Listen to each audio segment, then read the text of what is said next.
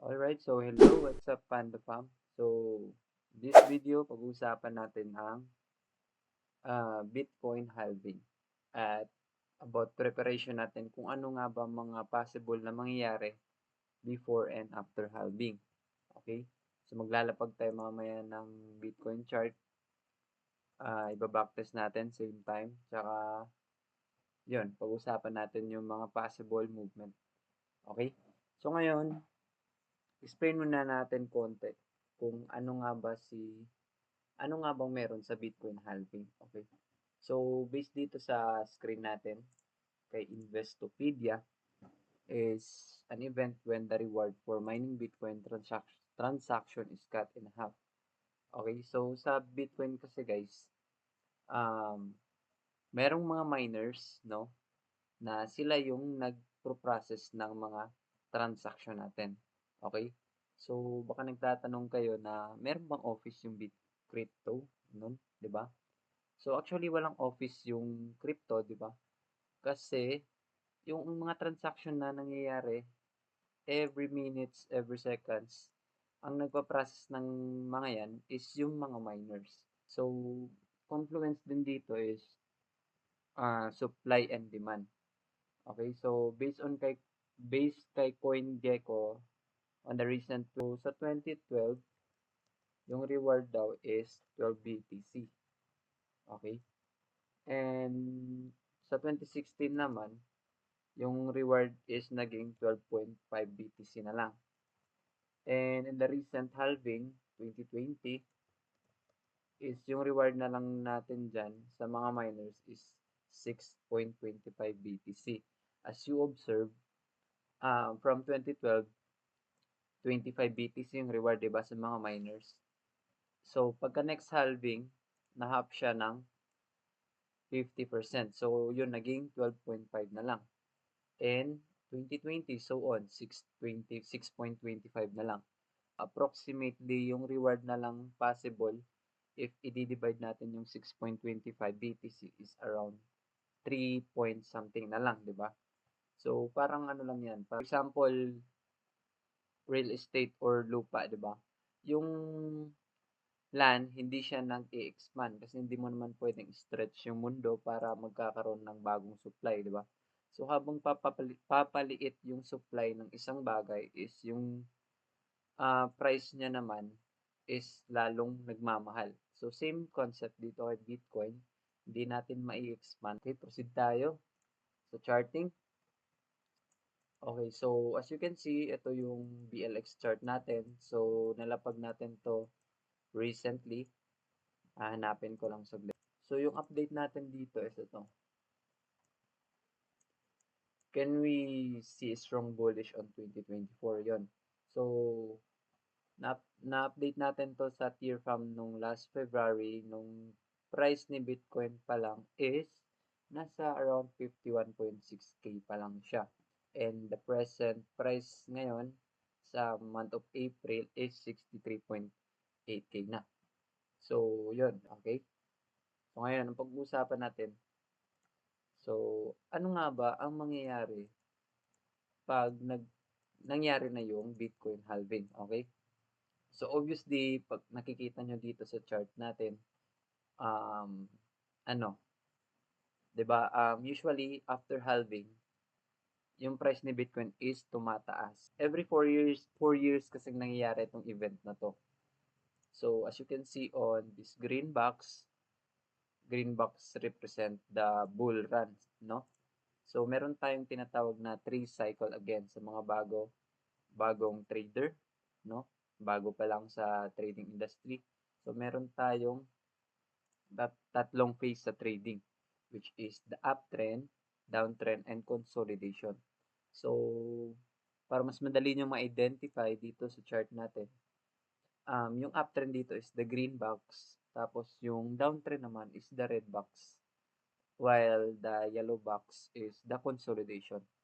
So, additional, yung consolidation, which is yun yung paggalaw ng price na nasa range lang or steady lang siya. Hindi siya tumataas, hindi rin siya bumababa, hindi steady lang. Or in short, sideways, no? So, ngayon, ito muna yung una. So, mapapatanong kayo. So, ano nga bang dapat gawin sa halving? Okay? So, usually, pag halving, most of the traders will expect na mag-a-uptrend yung price. Kasi ito yung hinihintay ng lahat eh. No? Ito yung main event ng crypto, the halving. Okay? Kasi naghintay ka ng ilang years dito para mabuo yung structure ng cycle. Okay? Kasi in the recent year, 2022, downtrend tayo, which is, ito, tignan nyo, downtrend pulado, di ba? From 2021 hanggang 2022 of October. So, yung cycle na yan is bear market or bearish. Puro pababa lang lahat ng price ng nangyayari dyan sa cycle na yan. And in the next, yung December 2022 hanggang 2023, nagkaroon na ng consolidation. It means patapos na yung bearish. Okay? So ngayon, sa halving, ang mangyayari, yan yung ini-expect at hinihintay ng lahat. So ang dapat natin gawin dito is magbabag. Okay? So dapat nga since nung consolidation, yun yung pinaka the best na magbag ng ng mga altcoins, mga Ethereum, Bitcoin, ganon. Kasi yun yung kumbaga yun yung start of reversal point ng bear market. Okay? So, nung transition dito na area, around ito pa, zoom in natin para mas makita nyo. So, around this area, nag-transition na si Bitcoin on September. No, napansin nyo na yon na halos lahat ng alts nagsisiliparan na. Okay? So, yun. So, if bago lang talaga kayo, no? So, this is the best time to bag. Okay? To shop more altcoin. Kung sa mall, meron tayong sale, no? Kung nakikita natin sa mall na pula lahat, 'di ba? Nagse-sale. So, syempre, ang mindset ng tao diyan, bibili. Bibili sila ng bibili kasi sale nga. Napakamura ng mga items na binebenta sa mall. Markdown kung ganun. So, sa crypto din, or investing, not just crypto or forex, let's say Philippine stock, US stock, sabay lang naman lahat yan ng cycle, di ba? So, pag downtrend, yung mindset ng iba, pag hindi ka aware or bago ka pa lang talaga sa investing, yung mindset nila dyan, usually, they are sad kasi downtrend. Pagbili nila ng kanilang stocks or altcoins na binili, bumagsak. It means, nalugi ka. Kasi bumagsak, di ba? So, mangyayari yun, nasasad sila. Pero if yun, experienced trader ka na and aware ka na sa mga cycle-cycle na yan, so masaya ka pag bumagsak yung market kasi alam mo, yan yung sale ng market, di ba? So it means pag bumagsak, it's time to buy. Sa iba, it's time to sell kasi nagpapanik sila. Ayun. So, ito naman, additional dito at advantage kung alam mo yung cycle is hindi ka masasali sa tinatawag nila na batch 2020, ganun. May mga batch-batch. Kasi bakit? Bakit may sinasabi or tinatawag silang mga batch? Kasi itong mga batch na to, sila yung mga investor na hindi aware or investor sila na ayun, sabay lang sa uso, 'di ba? Alam niyo naman pag hindi pa uso, it means hindi pa siya boom or let's say pangit pa yung galaw niya, 'di ba? Ganun. In na lang, short term. So ngayon, si crypto or anything or eto si Bitcoin, magiging trending to dahil nag-pump. So sasabihin nila is maglalabasan na yung mga na dyan, no? Na invest here kasi yan, puro up na lang yung nangyayari. So, yung mga bagong investor na hindi alam yung mga market cycle, ang mangyayari sila yung masasali sa tinatawag na batch. Bakit? Kasi 'pag naging trending na si Bitcoin, it means nag-start na yung bull run, either nag-start na yung bull run or nasa peak ka na or ito para mas ma-catch out niyo or nandito na yung price, 'yan, around 2021, 'di ba? Ang taas na. So, trending talaga 'yan, matic 'yan. So, ikaw yung investor na hindi mo alam yung mga cycle-cycle na 'yan, so ikaw naman na confident ka kasi trending nga, nag-invest ka ng malaking pera diyan, 'di ba? So, ang mangyayari sa'yo, aabutan ka ng bear market. So, ngayon 'pag bear market na, ilang years 'yan, no, estimate natin mga 1 to 3 years of bear market sabay consolidation. So, mangyayari hindi ka magkaka-profit dahil ayun, na FOMO ka, napaniwala ka na ng mga sino ba 'yan diyan nag-influence sa inyo when yung eto trending na, so late ka na, in short, 'no? Hindi ka na makakapag-produce ng profit kasi nakapag-buy ka sa peak na, tapos na, patapos na or tapos na yung bull run, okey? So, yun yung disadvantage kung hindi mo alam yung mga market cycle. Actually, yung mga market cycle nako-connect yan sa real life, 'no? When it comes bear market or matumal yung galaw, ayan, expect nyo rin na mga news niyan, bad news, more on bad news, magko-confluence yan. 'Pag bull run naman, maganda yung mga news, more on positive, less negative. So, mag-e-effect din yan sa real world or sa economy natin. Okay? So, suggestion ko, okay? So, suggestion ko, late, or okay, ito. Late na bang mag-bag ng alts na yon, okay? So, try natin i-backtest yung mga recent move, recent halving. Kasi sa backtesting, dyan ka mag-i-improve, okay? So, either mag-i-improve ka sa backtest or experience. So, dalawa lang yan, okay? So, backtest natin sa halving nung 2012. So, ang nangyari, pagka-halving, ito, weekly time frame to ah. So, sa 2012, ito yung nangyari. So, nagkaroon ng sideways ng ilang, ito, this November yung halving, di ba? So, nag-sideways ng hanggang December 31, okay? So, 2 months of sideways after halving. So, huwag kayo mag-expect na after halving, pump agad yung market or yun, profit na, tiba-tiba ka na agad. So, hindi. So, after the halving, i-expect mo, may konting sideways pa yan for accumulation or pagbuo ng market structure. Okay, additional yan, market structure. So, hanggang 2012 December, sorry.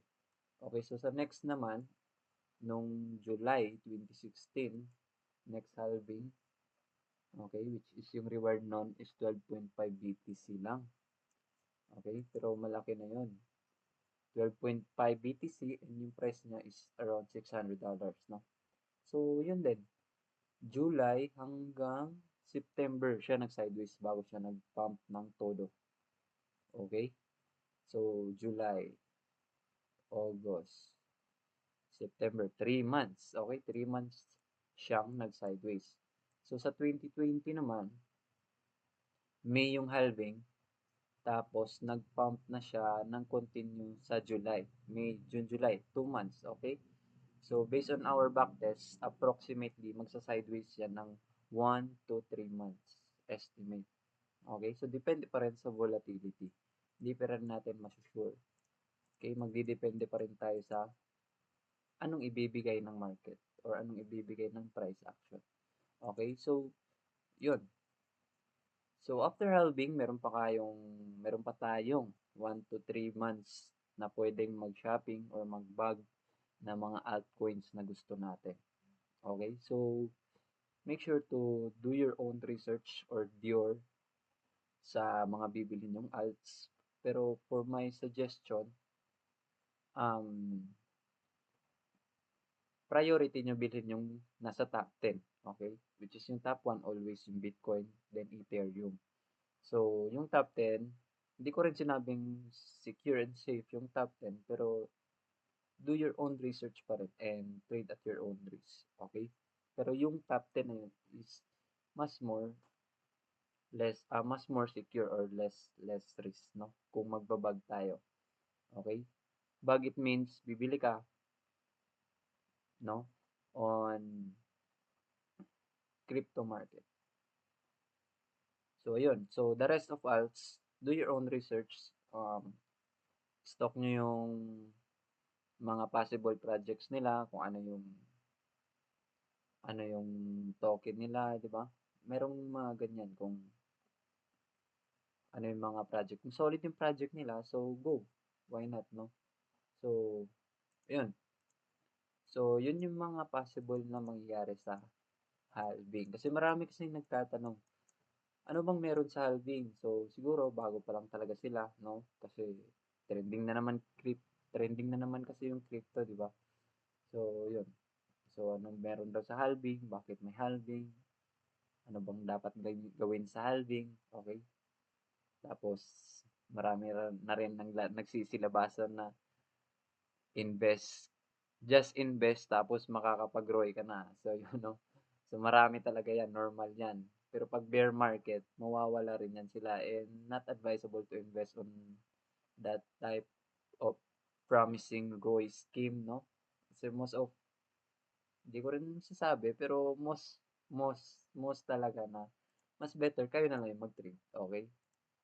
Alam niyo na, kung kayo nagpapa-invest lang, walang gagawin, so mag-e-expect talaga kayo na ano, no? Okay? So, better to trade your own, matututo ka pa, no? Kung magkakamali ka, matatalo ka, meron ka matutunan, kaysa matatalo ka nang wala kang matutunan. Okay? Okay, so yun lang yung topic natin dito about Bitcoin halving. What is Bitcoin halving? Explain natin. Quick recap natin yon. Yung brief explanation natin. Every halving, nire-rewardan yung mga miners, which is yung mga miners, sila yung mga nagpa-process ng mga transactions natin na napakabilis, no? In just minutes. And then, ano yung mga dapat gawin? Solving, ano yung mga expectation, ano yung mga um, cycles. Okay? So, yun yung napag-usapan natin sa video na to. Alright. Thank you.